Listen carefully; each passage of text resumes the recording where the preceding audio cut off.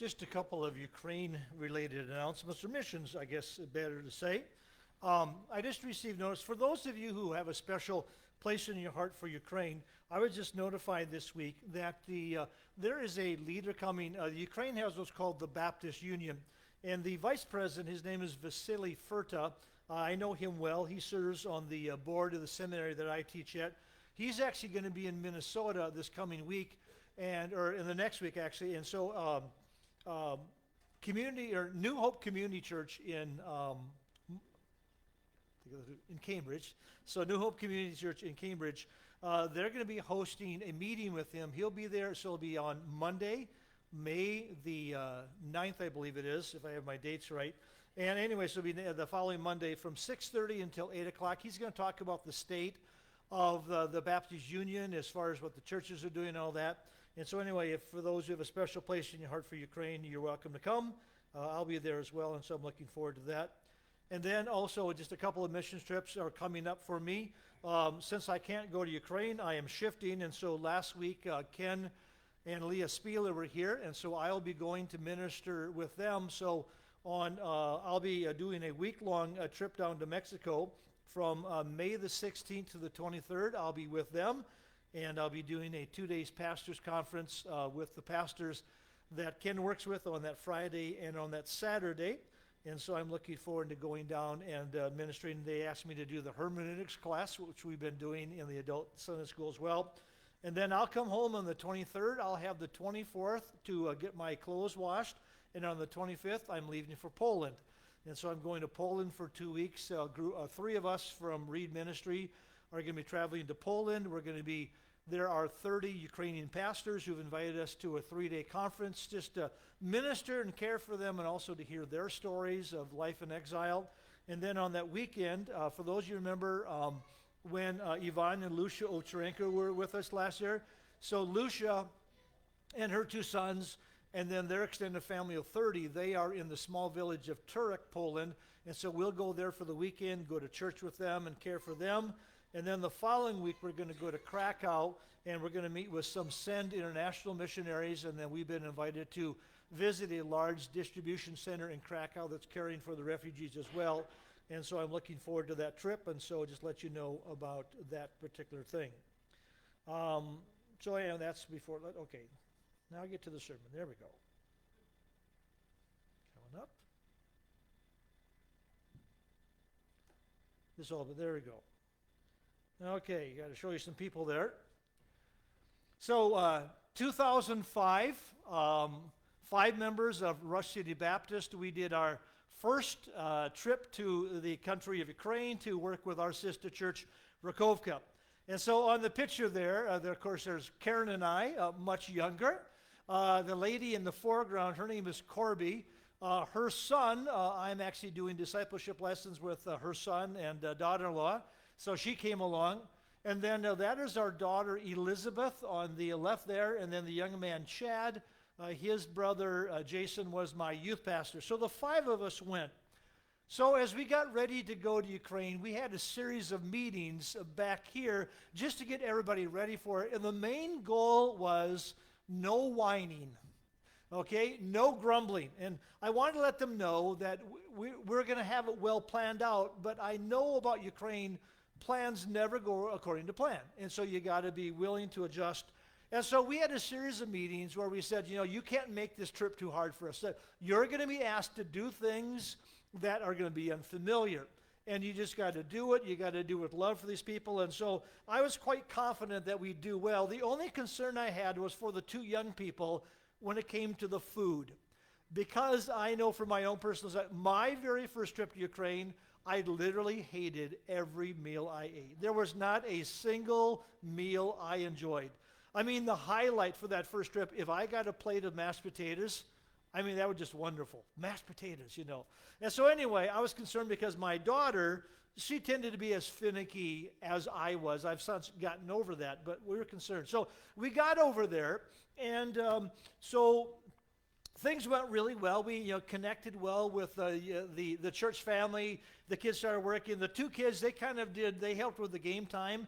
But, if you've been over to Ukraine, you know that the game time is not as nice as our game time. And so when we went outside the building, there was a patch of grass. You could be generous, it was a ball field. We first of all had to clean it of all the garbage, broken glass and all that kind of stuff. So we first had to clean it, and then we had that tall, spiky grass and all that. You can imagine trying to do games with, playing that. Well, by the second or third day, we had it all trampled down, and so you just had to adjust to that. So the kids did a great job about that. The week of the day camp, it was excessively hot, just miserably hot. And so I spent most of my time running to the grocery store, buying these big things of water, and we went and bought box fans. We had fans blowing through the building. It was just miserably hot. Everybody did a great job there as well. And so we had a good time. And so Chad and I, we stayed with Stas and Natalia at their apartment. We were taken well care of. Karen and Elizabeth had to stay with another family, and they didn't have very good English skills, and so it's difficult. Karen, if you haven't noticed, she's a talker. And when there's no one to talk to, it's frustrating. And the other thing is that they noticed that our daughter, she wasn't eating a lot. And so anyway, one day they asked Karen, well, do you like milk? Yeah, we like milk. Well, when they bought the milk, it wasn't milk, it was buttermilk. And so anyway, when Elizabeth took a sip of it, she realized what it was. And so she said, and Karen and Elizabeth realized the son of the family, he had English skills, but if you spoke very quickly, he couldn't understand what you were saying. And so Elizabeth quickly said, Mom, I can't do this, and all that. So Karen said, well, so anyway, Karen, being a good mother, she drank her glass of buttermilk, and then when she put it down, they switched glasses when they weren't looking, and Karen took one for the team by drinking 2 glasses of buttermilk and all that. And so anyway, as we were watching the kids, as the week went on, the first part of the trip, they were really good. They were good sports about it. They tried to eat and all that. But as the week went on, I could tell that the resolve was wearing low. And so anyway, for example, if you've been to Ukraine, like for lunch, we would feed all the kids. So we had it was a day-long day camp, and so we'd feed the kids. Most Ukrainian, it's an open-faced sandwich, a slice of salami, a slice of cheese, and then a cucumber and a tomato. That's a typical Ukrainian sandwich where we go to. Well, anyway, Chad, he didn't do veggies. And so I said, Chad, I love veggies. And so I did it. And so he just slid the veggies over to me and all that. But as the week went on, I could tell that the ability to be gracious and to eat the stuff they didn't like was beginning to wear thin. And so anyway, the very last night, I got to show you this picture here. This is called a krushka, okay? It is a Russian soup. It is a cold Russian soup. And the base of it is whey, okay? And there is pork in there, and there are eggs, and there are peas, and anyway, so it's going to be our last meal. So Chad and I are at Stas and Natalia, and so Stas is building up, Natalia, she's making one of my favorite Russian soup. I'm sure that they don't eat that anymore.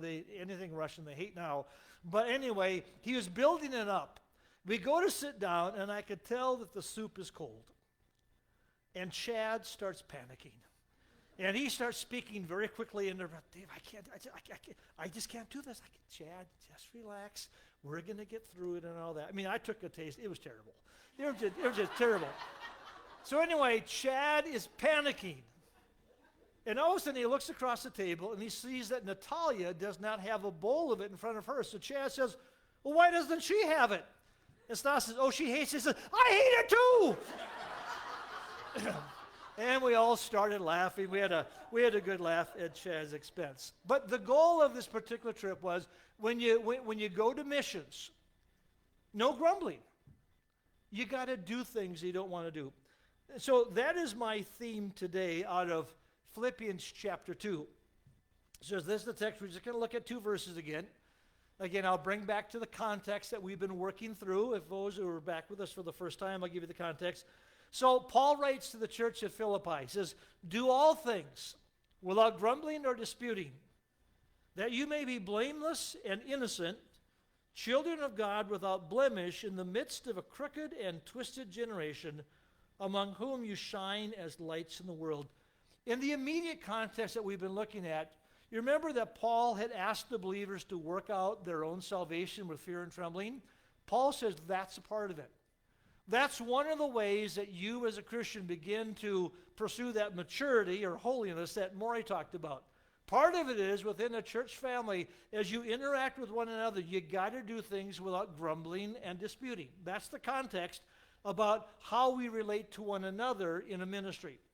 And then further, in the immediate context, Paul talked about how then you can bring about God's good pleasure in your life as you engage in your local church in the proclamation of the gospel, and then as you interact with one another. So when Paul writes about doing all things without grumbling and disputing, he's talking about in a local church context, how do you interact with each other, keeping your eye on the bigger prize? And so the goal for the 5, as we went over there, our goal was to do a day camp where children in that neighborhood would come to hear the gospel and learn about Jesus Christ. So if you keep that as your ultimate goal, you're not going to let the petty things about, well, I don't like this food, or it's too hot today, or whatever, that becomes so less important in light of the big picture of what you're trying to accomplish. It's the same thing that we do when it comes to Awana. And again, I appreciate everyone who came out all year and all that. The point is, there are other things to do on a Wednesday night, okay? There are certain nights that a particular child does not cooperate. They may cry through the final program or whatever. The point is, if you keep your eye on the big picture, what are we trying to accomplish here? If you keep your eye that we're trying to do something eternal, you're going to be able to let the temporal things go by, because in light of the eternal, they're not that important. So let's kind of work our way through. And I want you to notice what Paul does. So he begins, first of all, what I call the imperative for godly Christian living. And so what Paul does, and I highlighted it there, he begins with an imperative. It's a command with a prohibition. Do this without these two things. And again, I think it's interesting in light of this church context. And again, I've been in church for, 63 years of my life, okay? And so I have seen these behaviors, or I have done these behaviors. I did not always do things graciously without whining and complaining. Many times as a pastor's kid, I was the whiner, okay? I don't want to do that. So Paul says, in light of your church family, what? This is the imperative for godly Christian living. So do all things without grumbling or disputing. And so Paul chooses to focus on two behaviors that he says are toxic to a church family of having a ministry of presenting the gospel. So let's take a look at the two. The first one is a complaining spirit. The word grumbling, it's a very interesting Greek word. There are certain words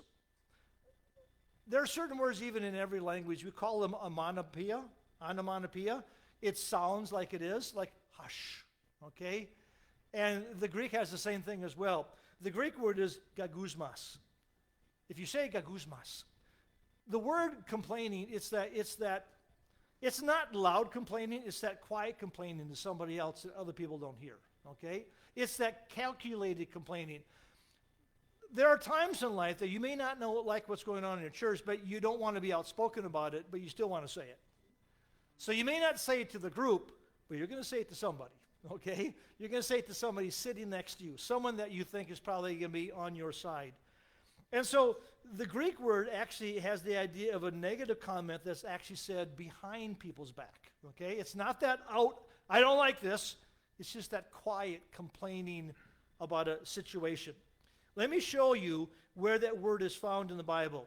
The classic example, when they translated the Old Testament into Greek, it's called the Septuagint. Look at the classic passage. You know, the classic whiners, they're the nation of Israel, okay? They whined all the time, okay? And so this is out of Exodus 16. It says, they sent out from Elim, and all the congregation of the people of Israel came to the wilderness of Sin, which is between Elim and Sinai, on the 15th day of the second month after they had departed. So they've been out 2 months now, okay? It says, and the whole congregation of the people of Israel grumbled against Moses and Aaron in the wilderness. And the people of Israel said to them, and notice how their memory has already faded after 2 weeks or 2 months of being out. They have forgotten the misery of Egypt, and they start thinking fondly of Egypt as the good old days. Okay? Here's what they said. Would that we had died by the hand of the Lord in the land of Egypt, when we sat by the meat pots and ate bread to the full, for you have brought us out to this wilderness to kill this whole assembly with hunger. If you analyze the complaining, and then you bring it into our day and age, It is interesting how quickly they forgot about slavery in Egypt. It is very easy for me sometimes to forget about that I was saved from a life of sin. And all of a sudden I start complaining about something in my church I don't like. Notice as well is that their displeasure was directed toward Moses, but ultimately they knew it was against God. We can complain about a particular person, but ultimately we're actually complaining to God because he's not doing things the way we want them to. And what's interesting, they focused on their physical needs and they ignored the greater picture of what God wanted them to become, which is peculiar people. And so I think there are some interesting parallels. Well, grumbling is not limited to the Old Testament, so let's go to the New. Where I work through the book of Acts, the church is growing. They've had the day of Pentecost. 3,000 people get saved that day. Later on, Peter preaches in the temple. The Bible says the number jumped up to 5,000. So we're in the midst of what we call great church growth. Everything is going along great until what happens? Grumbling. And so anyway, notice what happened. And so Luke writes, now there were in those days, when the disciples were increasing in number, a complaint, the same Greek word, gagusmas, a complaint by the Hellenists arose against the Hebrews because their widows were being neglected in the daily distribution. It's not like they didn't have a legitimate issue. The problem was, if they let the grumbling go on, it would begin to detract from what? The preaching of the gospel, which was causing people to come to Christ. And so I think it's very instructive. What did the apostles do? They said, this is a legitimate issue and it has to be addressed. We just can't do it. Why? Because we have a greater responsibility. Our responsibility is the proclamation of the Word of God in prayer. But let's find other people who will take care of it. The one thing I learned, I wish I had learned it earlier in life. Whenever I'd have someone come to me in church with a really good idea, which I could tell they wanted me to do it, I would say to them, that is a great idea. I want you to go find 2 other couples, and when the 3 of you couples want to do that, you come and see me, and then we'll do this ministry. Lots of times their idea was they wanted to give it to me and then have me run with it. They said, no. If you really care about it, you find 2 other couples who have the same care. You come back to me with a plan, and yeah, we will really support that. And so what Paul is getting at is that there are times that there are legitimate issues in the church that got to be discussed. The question is that does it detract from the biggest issue of why does this church exist in the first place? The primary reason why any church exists in the first place is the proclamation of the gospel and the winning people to Jesus Christ. So other issues can get in the way, so that becomes a bigger issue. And so what Paul would say is that anything that detracts from the bigger issue is not a legitimate issue. Let's look at one more where this is word. Again, I find the context. So 1 Peter chapter 4 and verse 9. Peter writes, above all, keep loving one another earnestly, since love covers a multitude of sin. What that means is that every one of us have flaws. We're not as holy as we ought to be, okay? And so when we run into each other, we realize, I'm not as holy as I ought to be. What does love do? Love covers that. Doesn't mean we don't address it, but the point is we also understand it. He goes on to write, show hospitality with one another without grumbling. Have you ever done something in the form of service but grumbled the whole time? I've heard that. A number of years ago, a group of people in our church got a really nice idea. We had some land around the church that I used to mow all the time. We decided, let's turn it into a community garden. Great idea. There were enough couples who wanted to do it, so we plowed that ground under. We began to plant. Next to the church are housing for single mothers. And so we went to all those mothers and just said, listen, this community garden is for you. If you want to work it, fine. If you just want produce from it, it's available to you. And so we had a couple of really good years where people got engaged, and we had, it was just a nice ministry and all that. Well, things changed, and all of a sudden, some people couldn't do it anymore. And then all of a sudden, it's kind of going down to the next couple people. Anyway, for about a year or so, we had people still working it, but they complained the whole time. And so listen, every ministry has a shelf life. So if you can't do it with a good attitude, let's stop it, okay? If it's not accomplishing what it used to, the idea of engaging in the ministry but grumbling the whole time, that's counterproductive. So we ended up grassing it back over, and we stopped doing it. Why? because you can't engage in ministry and complain at the same time. Either you do it because you want to and you do it out of love, but once you lose that, then you got to stop it. So, Paul talked about a behavior, grumbling. But look at the second one. The second one is disputing. That is the idea that, so the grumbling is the quiet off to one side. Disputing is the public. In your face, I don't like this, whatever. So it's interesting. Paul is addressing both types of personalities. The person who complains quietly and the person who complains publicly. And Paul says both behaviors are counterproductive to a ministry that is trying to promote the gospel. And so Paul said, again, there are valid ways to talk about issues and have them all out. What Paul is getting at is that when it comes to our church family, you got to remember, why do we exist? What is the reason we exist? The reason we exist is for the proclamation of the gospel. As long as we keep that in front of us, it's going to cut down on my complaining when things don't go the way I want. It's going to cut down on my conflict that I have with other people. I'm going to work those things out. Why? Because I see the bigger issue. In fact, Paul is going to lead into that in the next section. So we have the imperative. Now let's move on to the importance of godly Christian living. Why should I, as a part of a local church, why do I need to watch my behavior? Because of what I'm trying to accomplish. So take a look again at the second part. So Paul would write, do all things without grumbling or disputing. Why? That, here's the reason why. That you may be blameless and innocent, children of God without blemish. If we could all read Greek, what Paul has done, he's taken 3 Greek words, and you take a Greek word and you make it negative by putting what's called the aprivative in front of it. So if you could read, they all look the same. Okay? Basically, they're all the same word. Okay? And so he takes 3 Greek words and says there are 3 things that you need to do. You need to be blameless, you need to be innocent, and you need to be without blemish as you interact with each other. Why? Because remember who you are. You are children of God. And that's the high calling. As a child of God, I'm expected to have better behavior. And so Paul is reminding the believers in Philippi, the reason why grumbling off to the side is counterproductive, and the reason why public disputing is not helpful, is because you are to be a church family that is intended to get along. You have a reason for existing in Philippi.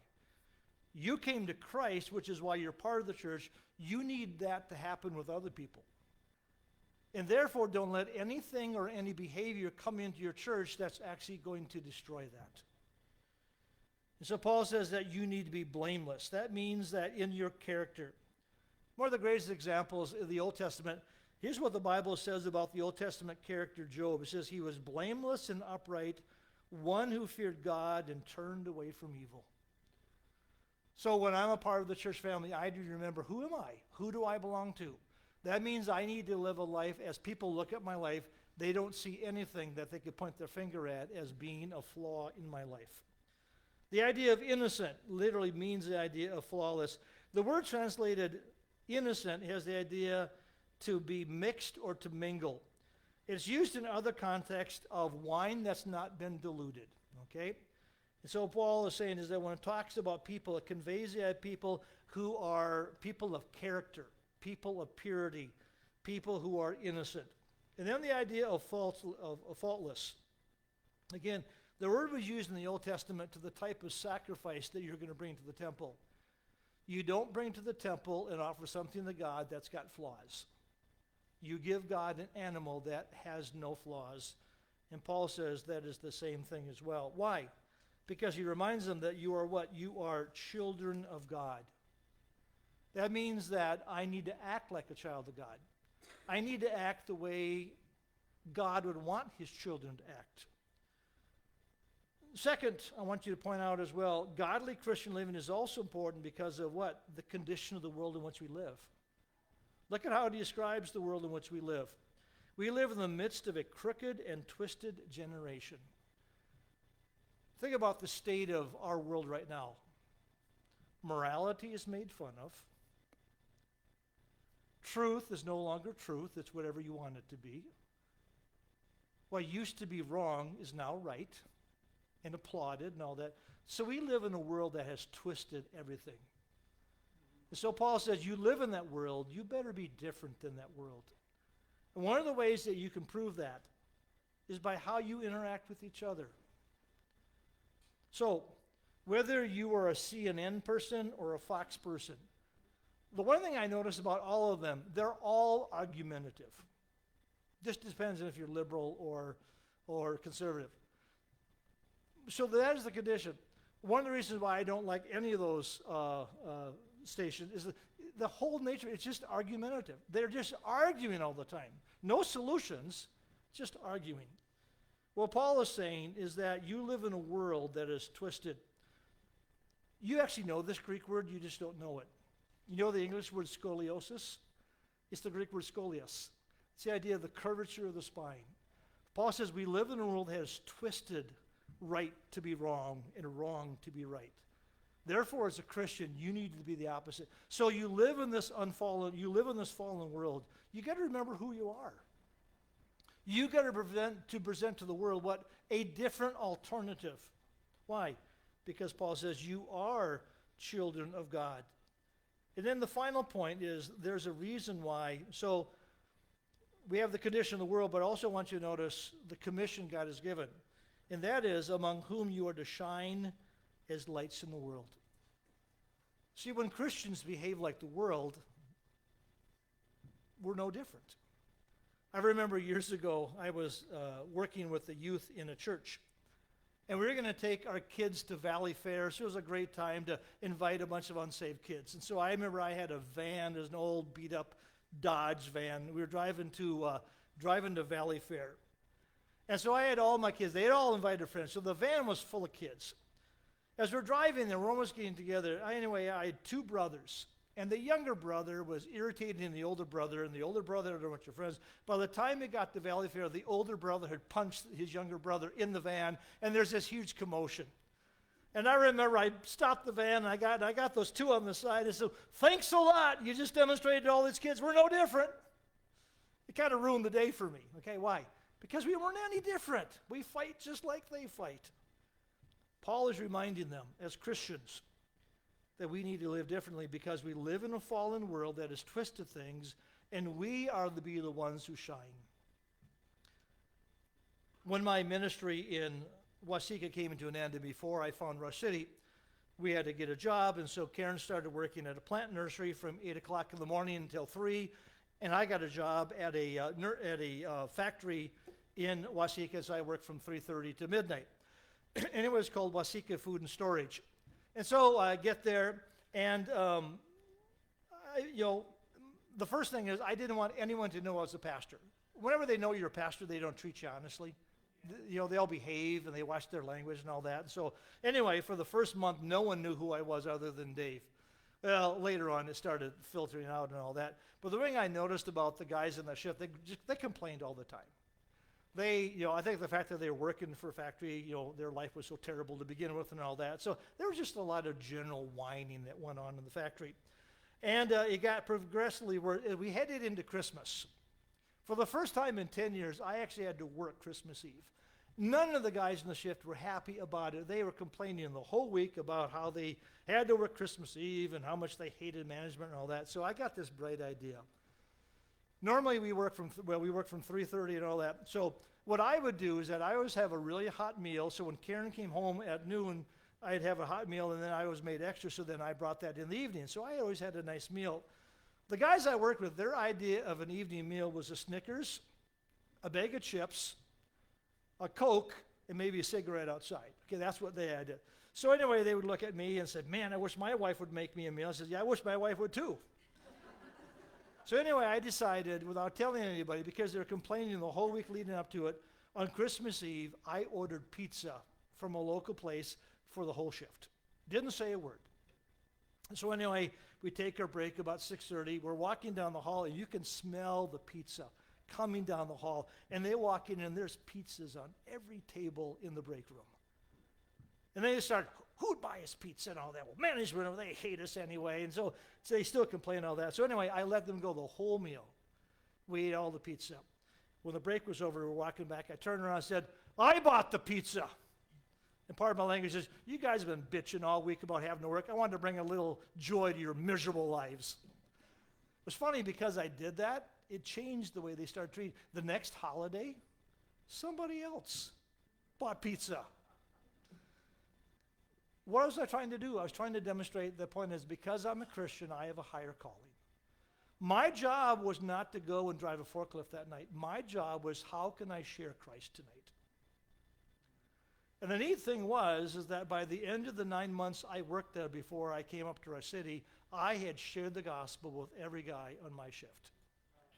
And when I got done, the owner of the company came to me at the Christmas party and said, I want to thank you for changing second shift. Why? Because as I drove to work that night, I had a word of prayer saying, God, give me somebody to talk to tonight. Help me to see an open door. The point that Paul is making, the reason why we need to interact with each other and get over our differences and not always have things the way I want is because there's a bigger issue that has brought us together. And the bigger issue is the proclamation of the gospel. Whatever gets in the way of the proclamation of the gospel needs to be done away with. Work through the differences, get over it, but get back to the reason why we are together. Jesus said the same thing. Jesus said, you are the light of the world. A city set on a hill cannot be hidden, nor do people light a lamp and put it under a basket, but on a stand, and it gives light to all in the house. In the same way, let your light shine before others, so that they may see your good works and give glory to your Father who is in heaven. So that's Paul's admonition to us. We're a part of a church family. We're going to have differences. Things aren't always going to go our way. The question is, what's the biggest issue that's driving us? If the biggest issue is the gospel, then we're going to get over our differences and do well. I'd like to take a little bit of time as we prepare ourselves for communion. I think just because of COVID, I realized I've gotten away from my normal pattern of communion, where we actually had the time to walk down the aisle and pass things out. You had more time to contemplate. When I realized, and I appreciate some of the leadership has pointed that out as well. So I'd like to take a little bit of time to read a text and talk about, prior to actually observing communion, there needs to be some contemplation of our lives. And so we're actually I'm going to read a passage and make a few comments, and then we're actually going to take some time, and Vicky's going to play the piano, and just have some meditation to prepare your heart for what communion is supposed to accomplish. And so the Apostle Paul, as he wrote to the church of Corinth, he heard that they were not doing communion the right way. They had actually missed the whole point of it. And therefore, Paul wrote to them some instructions. So listen to what Paul had to write. He says, for I received from the Lord what I also delivered to you, that the Lord Jesus, on the night when he was betrayed, he took bread. And when he had given thanks, he broke and said, this is my body, which is for you. Do this in remembrance of me. And in the same way also he took the cup after supper, saying, this cup is the new covenant in my blood. Do this as often as you drink it in remembrance of me. For as often as you eat this bread and drink the cup, you proclaim the Lord's death until he come. Whoever therefore eats the bread or drinks the cup of the Lord in an unworthy manner will be guilty concerning the body and blood of the Lord. Let a person examine himself then, and so eat of the bread and drink of the cup. For anyone who eats and drinks without discerning the body eats and drinks judgment on himself. That is why many of you are weak and ill, and some of you have died. But if we judge ourselves truly, we will not be judged. So what Paul was getting at, he realized that the believers in Corinth had come together. They had forgotten all about Christ's sacrifice. And therefore, they were simply going through the motions of doing communion without any contemplation to their own spiritual condition. So what I'd like to do, I'd like us just to take some time, a quiet meditation, where you would ask God to search your heart to find out, where are you spiritually? Again, communion says that I am in fellowship with God and in fellowship with my fellow believer. And so let's just take a moment of time, and if there is any sins that need to be confessed, I'd encourage you to do so before we go on and partake of communion. So let's just have a time of prayer and meditation as we listen to the music.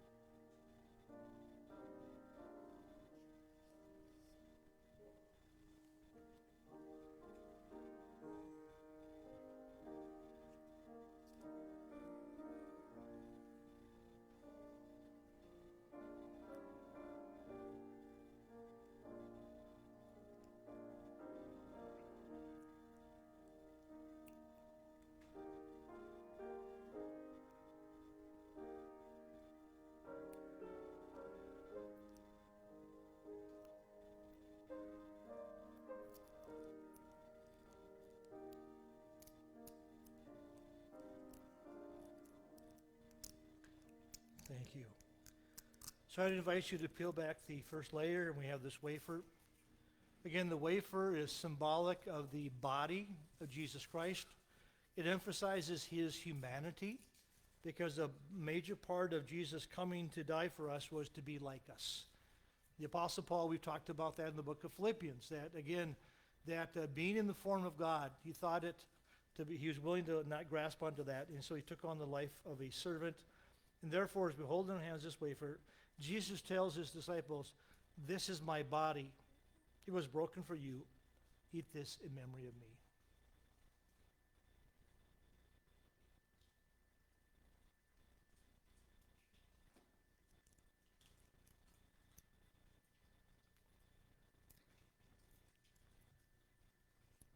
And so as we peel back the second layer, we come to the cup. Again, as Jesus gathered with the disciples, there were actually a series of cups that they drank through that Passover meal. But Jesus was demonstrating to the disciples, which they couldn't imagine at the time, that soon he would be on the cross and that his blood was shed. The Old Testament tells us a truth that's carried throughout the Scriptures, that without the shedding of blood, there is no forgiveness of sin. So Jesus says, this is the blood of my covenant. Drink this in memory of me. Let's have a word of prayer.